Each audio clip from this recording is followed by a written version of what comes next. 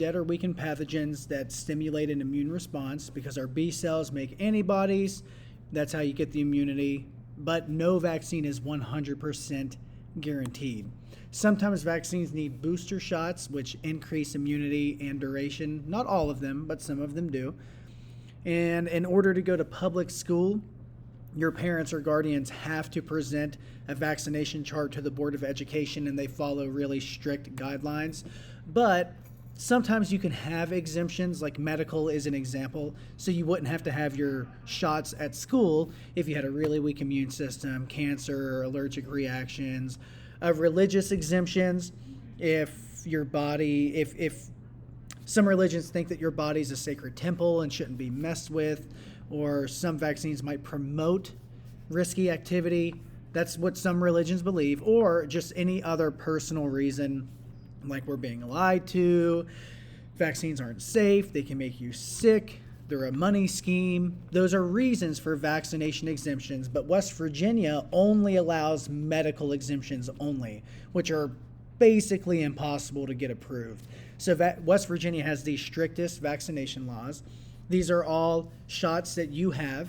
If you're in West Virginia, you have to be vaccinated from all of those on the screen, plus a meningitis vaccine that you'll have to get before your senior year.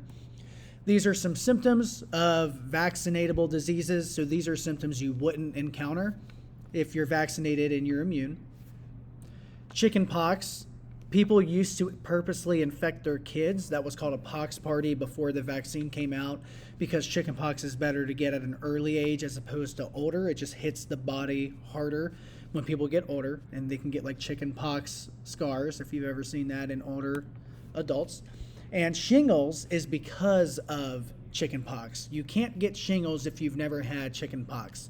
That's because the virus is dormant, it's kind of resting or inactive, and then it can spring back up to cause as like another, I don't want to say a secondary infection, but it just springs up again because it's dormant.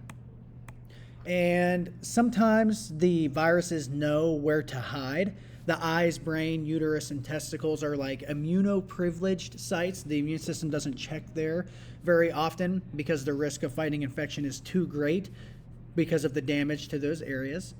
Reactivation is when a dormant, latent disease comes back, whether it's because of menstruation, exposure to sunlight, which would weaken the immune system, stress. Mono is a dormant disease, so it can keep coming back, and a person generally will have it forever, also called the kissing disease. Herpes, you've got herpes simplex virus 1, that's oral herpes with cold sores, very contagious. Herpes 2 is genital herpes, and that's a dormant disease that can keep coming back, reactivating. And HPV causes warts, and it's actually the most common STD of all sexually transmitted infections.